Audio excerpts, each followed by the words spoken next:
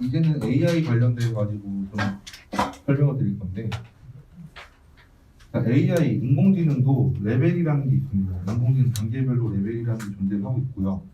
혹시 자율주행 다들 아시죠? 자율주행도 보시면 레벨이라는 개념이 있습니다. 자율주행 같은 경우는 레벨 0부터 레벨 5까지 각각에 대한 기능을 세부적으로 나누어서 레벨링을 한 것이고요. 그래서 인공지능도 레벨 1부터 레벨 4까지 지금 단계별로 구분이 되어 있습니다. 레벨 1 같은 경우는 단순히 인공지능을 탑재했다라는 마케팅적으로 사용이 가능한 정도의 수준. 우리가 광고를 보면은 뭐 인공지능 로봇 청소기 약간 그렇게 하는 거 많이 보셨죠? 그것들이 대부분 레벨 1에 해당한다고 보시면 될 것 같아요.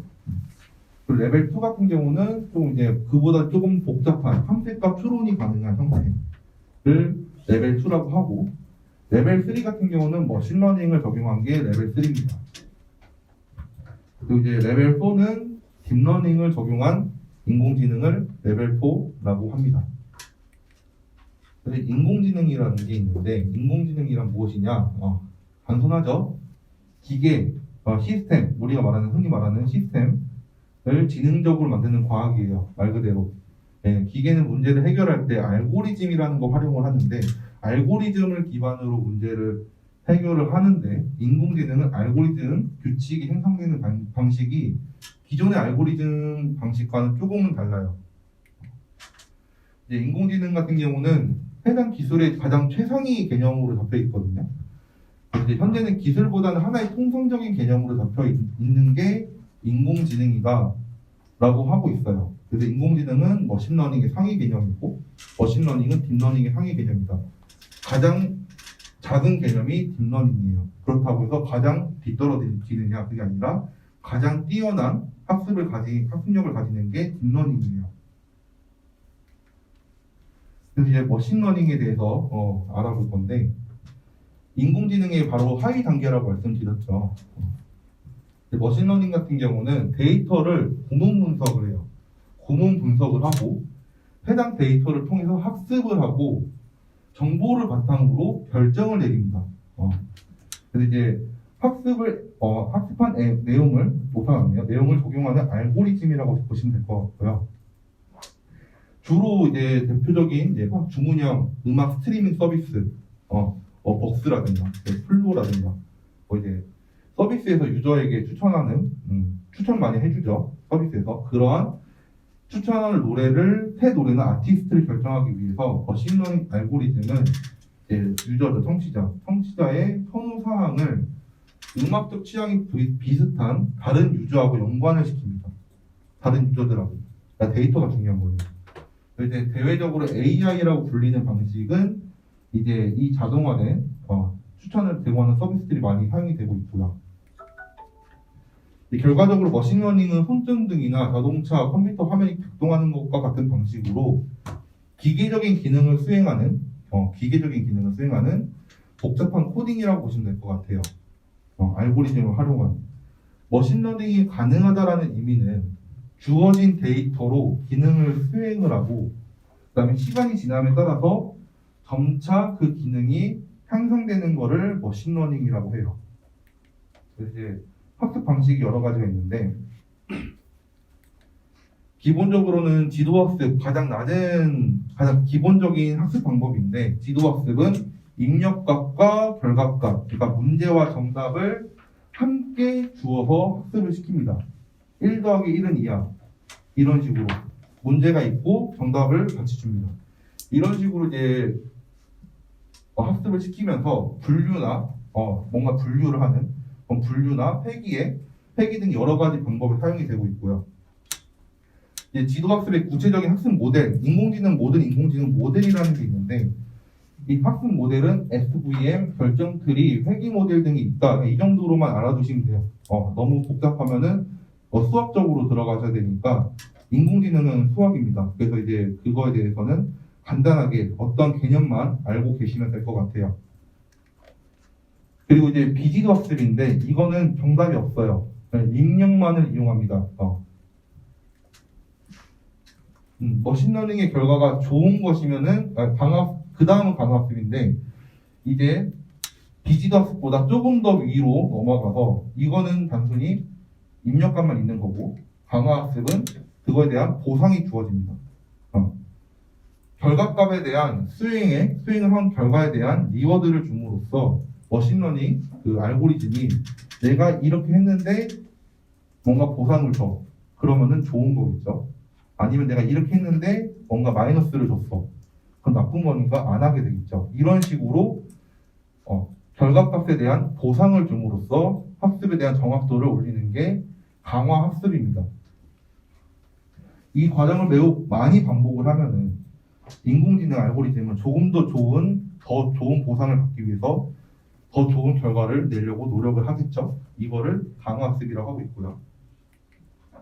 이제 강화학습의 대표적인 예가 무엇인지 알아보겠습니다. 혹시 이 강화학습에 대한 개념을 보시고 어떤 게 떠오르셨나요? 네? 파블로스에 비슷한 것 같아요. 대표적인 서비스가 뭐가 있을까요? 넷플릭스죠. 여러분들 넷플릭스 볼 때 우리가 어떠한 영화를 보고 이거에 대한 평점을 내리면은 넷플릭스는 그걸 기반으로 조금 더 좋은 너의 취향과 조금 더 맞는 영화와 드라마를 추천을 해줍니다. 이게 강화학습이에요. 그 보상이라는 게 단순히 그 컴퓨터 잘했다 칭찬하는 게 아니라 점수와 수치화된 점수를 주면서 여러분들이 네가 추천해준 이 영화를 봤는데 정말 재밌었어. 평점을 다 5점을 줄게. 그러면은 알고리즘한테는 이게 보상이에요. 근데 추천을 해줬는데 재미가 없어. 1점을 줄 거야. 그럼 이거는 벌점이에요. 벌점인 거죠. 이거를 점차적으로 학습을 하면서 이 사람이 취향을 점진적으로 학습해 나가면서 조금 더 좋은 영화를 추천해주는 알고리즘, 추천 알고리즘의 보통 강화 학습이 사용이 됩니다. 그 다음에 이제 머신러닝을 알았으니까 딥러닝을 좀 알아볼 건데 이걸 좀 헷갈리시는 분들이 있어요. 머신러닝과 딥러닝이 어떤 차이가 있는가 많이 헷갈리시는 분들이 많이 있을 것 같아요. 이제 딥러닝은 머신러닝의 밑에 개념입니다. 조금 더 좁은 개념으로 겹쳐 있고요. 머신러닝하고 좀 헷갈리시는 게 두 개가 비슷하게 동작을 해요. 비슷하게 동작을 하는데 기존의 머신러닝은 점진적으로 그 기능이 향상이 되고 있고요. AI 알고리즘이 만약에 부정확하다 그러면은 개발자가 직접 개입을 해야 됩니다. 직접 개입을 해서 그거에 대한 미세한 조정을 직접 해야 되는 부분이 있고요. 근데 딥러닝은 인공신경망이라는 거 혹시 들어보셨나요? 네. 인공신경망, 자체적인 신경망을 통해서 정확성 여부를 스스로 판단을 합니다. 진짜 실제로 말하는 인공지능에 조금 더 가까운 게 딥러닝이에요. 딥러닝이 작동을 어떻게 하는가? 우리가 생각을 하고 인간들이 생각을 하고 추론을 하고 결과를 내리는 이 일련의 방식이 매우 유사한 구조로 만든 게 그런 알고리즘을 만들어서 만든 게 딥러닝이에요. 인간의 추론과 같은 결과를 이루기 위해서 딥러닝은 이 인공신경망이라는 계층화된 알고리즘 구조를 사용을 하고 있고요. 인공신경망의 설계는 인간의 두뇌의 생물학적 신경망에서 영감을 얻어 만든 것으로 이제 표준 머신러닝 모델보다 조금 더 훨씬 더 뛰어난 결과를 제공을 해줍니다. 우리가 과학계에서 뭔가 생물적인 거미줄을 모티브로 한다던가 약간 이런 것들 보면은 조금 더 이제 기존의 결과보다 조금 더 좋은 결과를 내는 경우가 많이 있잖아요. 약간 비슷하다고 보시면 될 것 같아요. 우리의 신경망을 카피를 해서 인공적으로 만든 딥러닝 모델, 사람과 조금 더 가까운 모델이라고 보시면 됩니다. 그래서 딥러닝의 대표적인 예가 무엇일까요? 아까 머신러닝은 넷플릭스, 딥러닝은 무엇일까요? 알파고. 다들 알파고로 인해서 인공지능 붐이 왔죠. AI 붐이 왔는데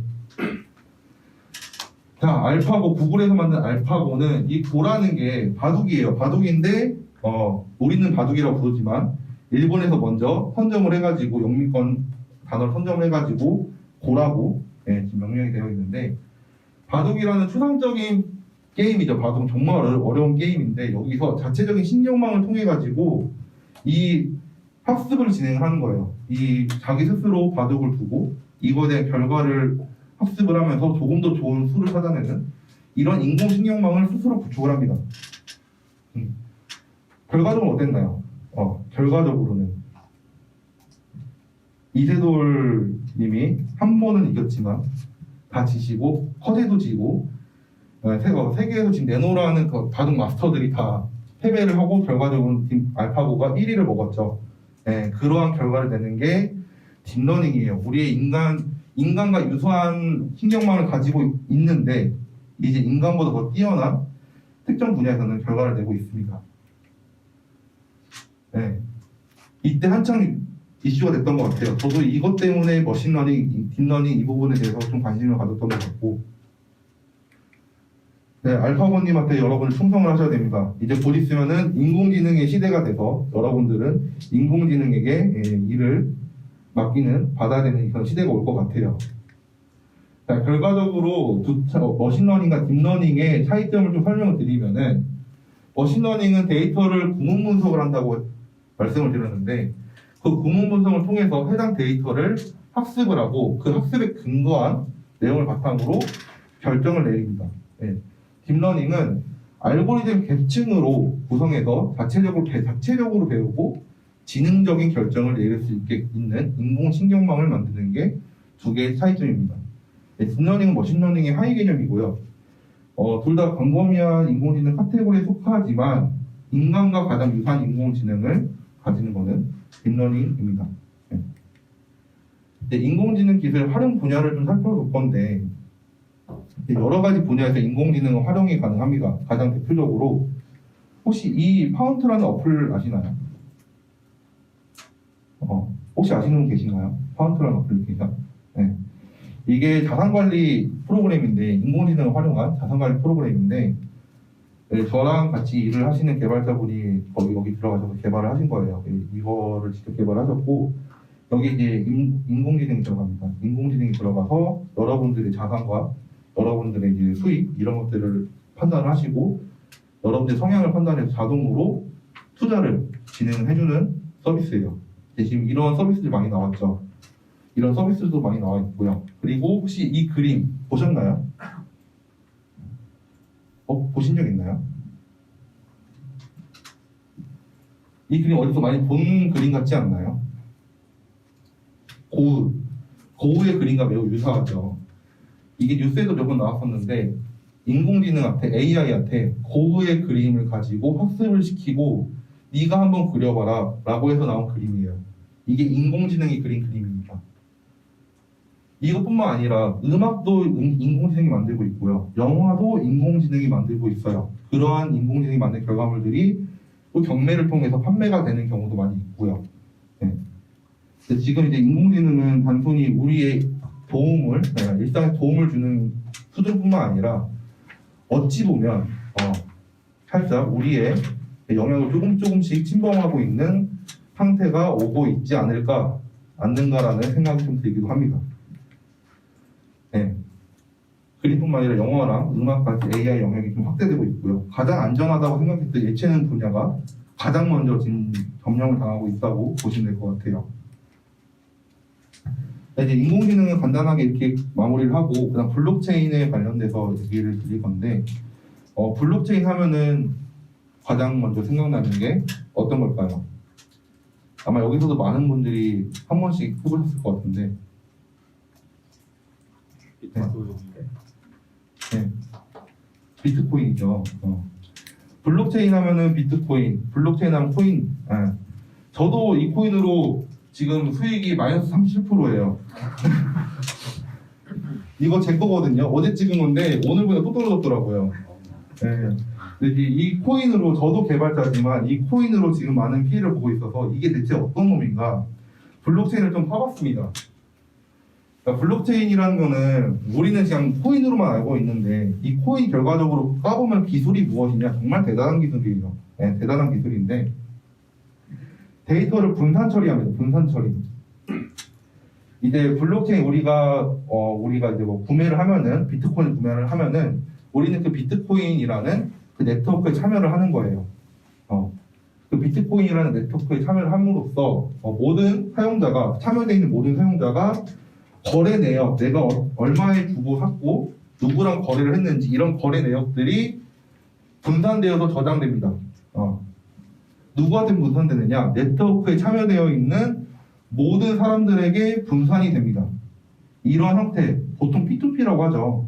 이런 P2P 형태를 가장 진보된 형태가 블록체인이라고 보시면 될 것 같아요. 그래서 이제 블록체인에서 이 블록은 개인과 개인의 거래 데이터 자체를 블록이라고 해요. 용량은 매우 작아요. 킬로바이트급으로. 한 번에 담을 수 있는 정보는 단순히 텍스트일 뿐이고 매우 크진 않습니다. 그런데 이런 블록들이 연결되어 있는 이 사슬 구조, 체인에서 두 개를 합쳐서 블록체인이라고 부르는 거예요. 그냥 단순히 정보를 저장하고 있는 이 블록들이 연결되어 있다라고 해서 블록체인입니다. 모든 사용자가 거래 내역을 보유하고 있기 때문에 거래 내역을 확인할 때는 모든 사용자가 보유하고 있는 장부 이거를 대조해서 확인을 진행을 하게 되어 있습니다. 그래서 이제 보시면은 두 개가 들어왔네요.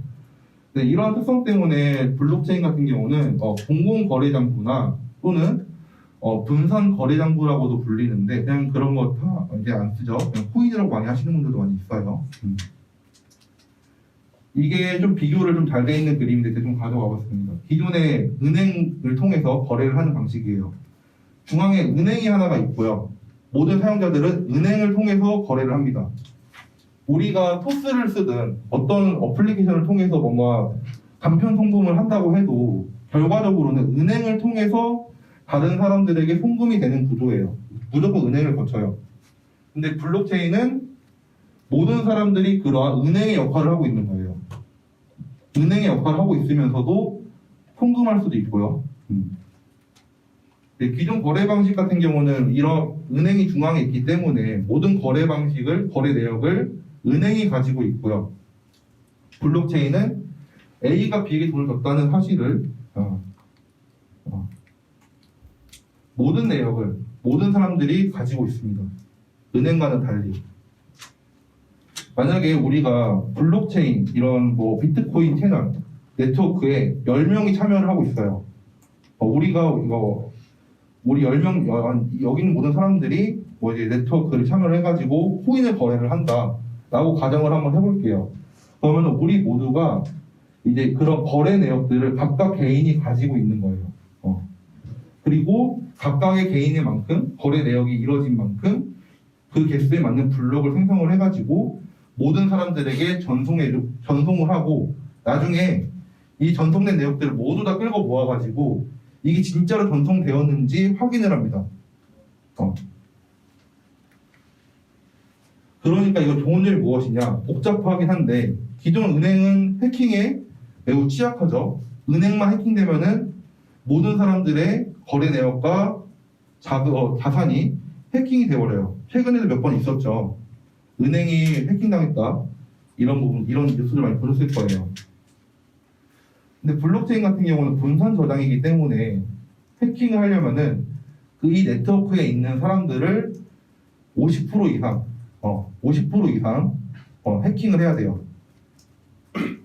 사실상 해킹은 좀 불가능하죠. 지금 한 10명, 5명 정도 소규모의 인원이 참여한 네트워크라고 하면은 가능할 수는 있는데 우리가 지금 비트코인이 해킹당했다라는 기사를 보신 적 있나요?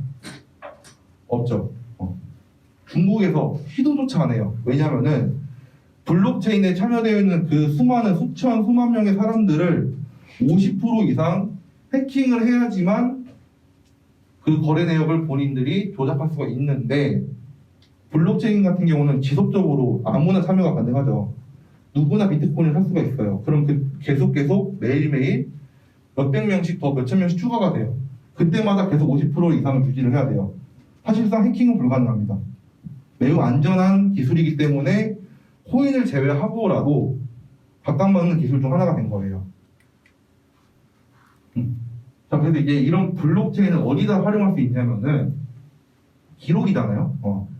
거래 기록을 저장을 하는 거기 때문에 이 기록이 중요한 것들, 뭐 식품의 원산지를 추적한다던가, 아니면 의약품, 이번 백신 같은 거 이런 것들을 추적을 한다던가, 중고거래 누가 먼저 샀고 누가 누구한테 팔았고 이러한 이력들, 그리고 무역, 그리고 이제 전자계약서, 여러분들이 뭐 조금 관심 가질 만한 건 이 부분일 것 같은데 전자계약서도 블록체인으로 다 가능합니다. 네, 이상으로 안녕하세요. 지금부터 헤브론스타 데이터 다운로드 절차에 대해서 설명드리겠습니다. 일단 네이버 포털 사이트를 통해 KTL 디지털 산업혁신을 검색하여 포털 사이트에 접속을 해주시면 됩니다. 포털 사이트에 접속을 해주시고 나서 상단에 있는 메뉴바를 통해 회원가입을 진행해 주시면 됩니다. 회원가입은 개인 회원으로 진행해 주시면 됩니다. 회원가입을 완료하시고 상단에 있는 메뉴바를 통해 로그인을 진행해 주시면 됩니다.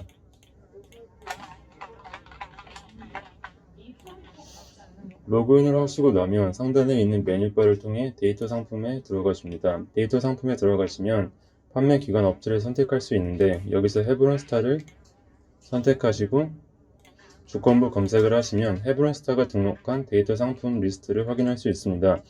여기서 본인이 원하는 데이터 상품을 선택하여 들어간 후 데이터 이용하기를 누르면 데이터 구매하는 페이지가 나옵니다. 여기서 필수 사항들을 동의해주고 주문하기를 눌러주시면 데이터 구매는 완료가 됩니다. 이러한 절차를 통해 데이터 구매를 10개 이상 해주시고 상단에 있는 메뉴바를 통해 마이 페이지에 들어가신 후 거래 내역 페이지에 밑에 내리신 후 이 페이지가 3페이지 이상이 되는 것을 저희에게 보내주시면은 저희가 추첨을 통해서 스타벅스 기프트콘을 선착순 100분에게 드리니 많은 참여 부탁드립니다. 이 페이지를 스크린 캡처할 때 같이 메모장을 켜주셔가지고 본인의 이름과 핸드폰 번호를 적어주셔서 보내주시면 핸드폰 번호에 스타벅스 기프트콘을 보내드리니 이것도 많은 참여 부탁드립니다. 감사합니다.